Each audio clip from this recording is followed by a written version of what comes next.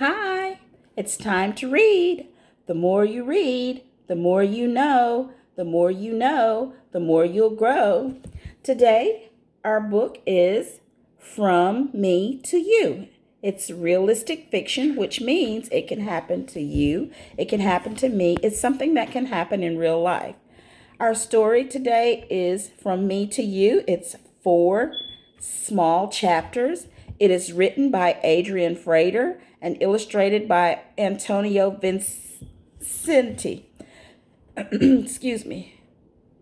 Chapter 1. Poor Josh. I was riding my bike home when an ambulance passed me. The siren on the ambulance was wailing. Josh had an accident. He fell off his skateboard and broke his leg, Mom said when I got home. I responded, "That's terrible. I saw the ambulance on my way home. Josh lives next door. He's like a brother to me." At supper that night, I stared at my plate. "Not hungry," Dad signed to me and looked concerned. My dad is deaf. He can read lips and use sign language. "I just can't stop thinking about Josh," I responded. "I'm sure he'll be okay, Gina," Dad replied. The next day, I found out that Josh had broken his femur, the bone above his knee. Josh is in traction. I asked Josh's mom what traction meant. She explained what happens. First, the doctor gives Josh an anesthetic so he doesn't feel any pain. Then the doctor puts a pin through his femur. Cables attached to the pin hold his leg up in a sling. I must have looked pale because Josh's mom reassured me. "Josh is fine, Gina. He just has to stay in the hospital for weeks." It sounded terrible. Josh is a sporty guy.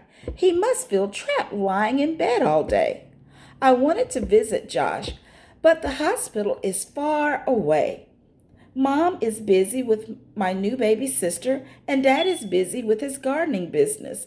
I doubted they could take me. Luckily, Josh's mom asked me to go with them to see Josh on the weekend. That evening, I thought about visiting Josh at the hospital.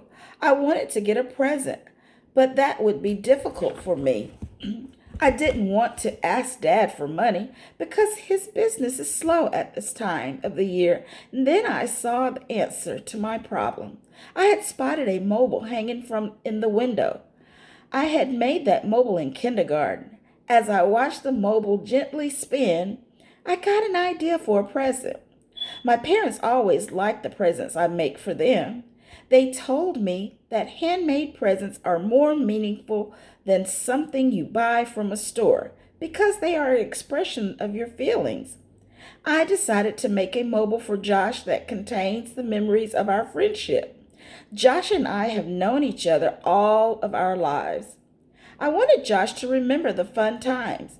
Now I had to choose which memories to include in the mobile. I'll ask his family and other friends for ideas. Chapter 2, My Idea. It was Tuesday. I had 4 days until the visit to see Josh, so I started working on the mobile in the morning. Excuse me. I asked Josh's friend Hunter what they'd like to do together. Hunter blushed and mumbled. "What did you say?" I asked. "We play superheroes," Hunter said a little louder. "Cool," I said and smiled. Josh and I like to play superheroes sometimes too. That night, I looked for things I needed to make the mobile. Finally, I found one thing under my bed. The next day, I asked Josh's older sister, Sarah, "What do you and Josh like to do together?" "Nothing much now, but he used to enjoy dangling bugs and spiders in front of me. It scared me."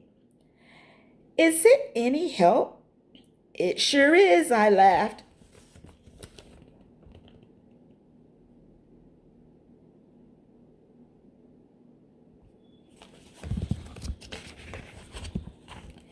"I can't take a live bug to the hospital, but there is something else I can take. I went out to the garden and found what I needed. That afternoon, I asked Josh's mom, "What do you and Josh like to do together?" She answered, "These days, Josh really likes to cook with me. He likes cooking as much as you do. My Italian grandmother taught me how to make pasta and pizza. One day I taught Josh to make pasta. I decided that when Josh gets home, I'll teach him how to make pizza too." That night, I looked in the pantry to find more materials for the mobile.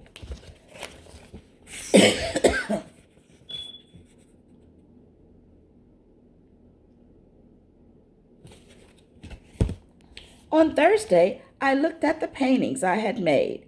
Josh had encouraged me to use my imagination, and now my paintings have lots of color. I thought to myself, sometimes I teach Josh, and other times Josh teaches me. Later that evening, I remembered something else that Josh and I like to do together.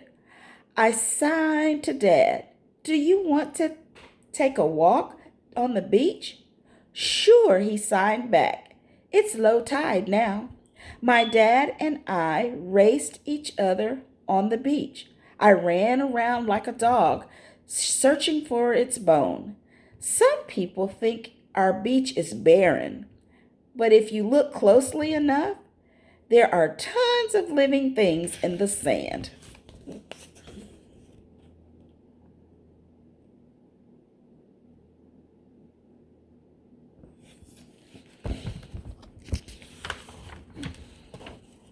I looked through sticks and shells and seaweed, but I didn't see anything I wanted. Then I saw the perfect thing for the mobile, and it made me laugh. Josh and I always played at searching games at the beach. The winner was the one who found the weirdest thing. If Josh were here today, I would definitely win the game with what I had found. By Friday, the mobile was almost done. I threaded each object and tied it with a knot. Next, I balanced the other objects on the frame. Finally, I hung the mobile and watched it twirl. Something wasn't right. I stared at the mobile to determine what was missing. Something that was important to Josh and was not on the mobile.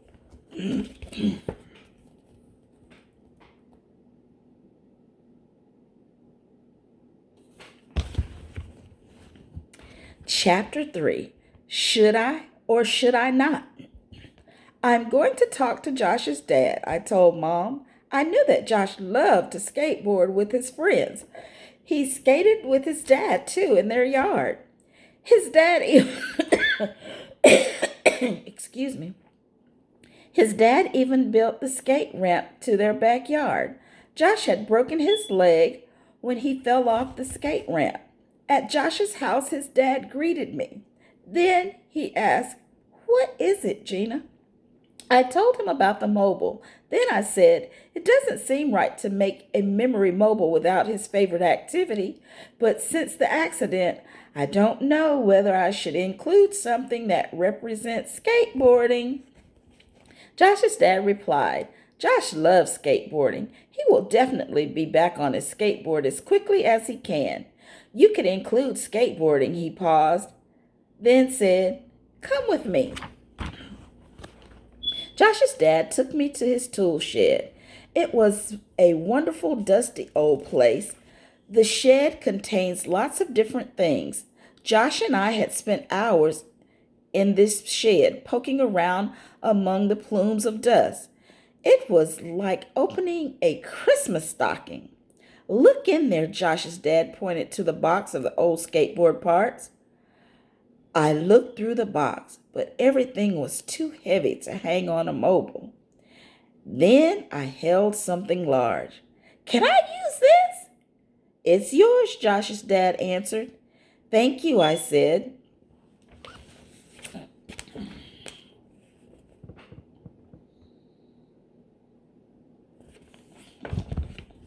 The next morning, I found my dad before he left for work. "Please come," I signed to him. We went to the tool shed, and I explained what I wanted. Dad found it right away. I carefully wrapped the presents and then got ready to go to the hospital. Give these to Josh for me, Mom said. She handed me a container full of cookies she had baked. Lucky Josh, I said, and carried the cookies and gifts to Josh's house. We arrived at the hospital about an hour later. There were small yellow ducks painted on the hospital floor. They were signs to the children's ward. We followed the signs. The children's ward was completely different from what I had imagined. Most of the children were running around and walking with crutches. Everyone was making a lot of noise. Josh was the only patient with a grumpy look on his face. "Hi, Josh," his parents and I said at the same time. Chapter 4. What will Josh think? As I approached his bed, I tried not to look at Josh's broken leg, but I could see the traction cables attached to the frame over the bed. They looked scary. I smiled and said, "Hi, Josh. How is your leg?" Josh said, "I'm okay." "You don't look okay, though. You're as white as a sheet." "Sorry. I don't like hospitals or broken bones very much," I said.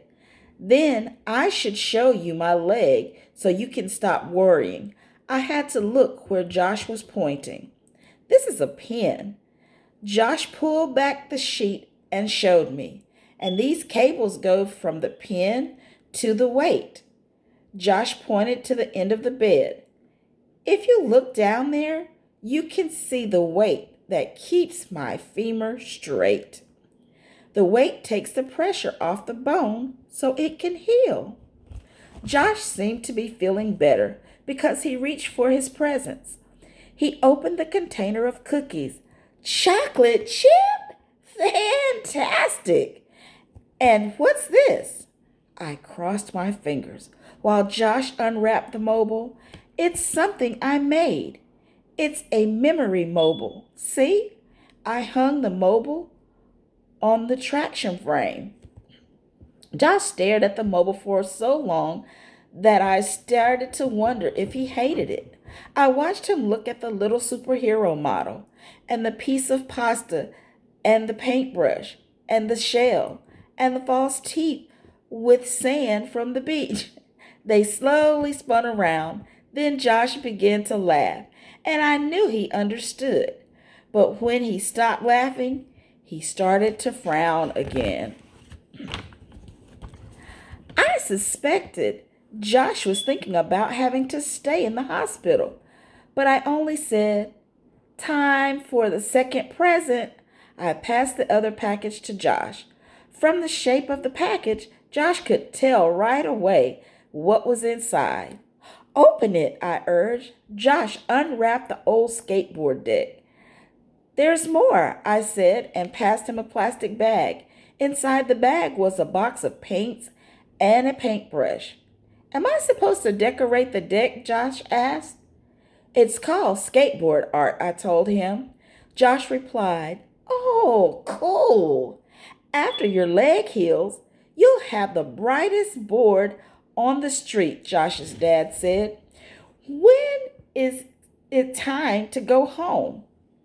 The cookies were all gone, and Josh was holding the skateboard deck. I hope that my present let Josh know that he had lots of good things to look forward to when he recovered.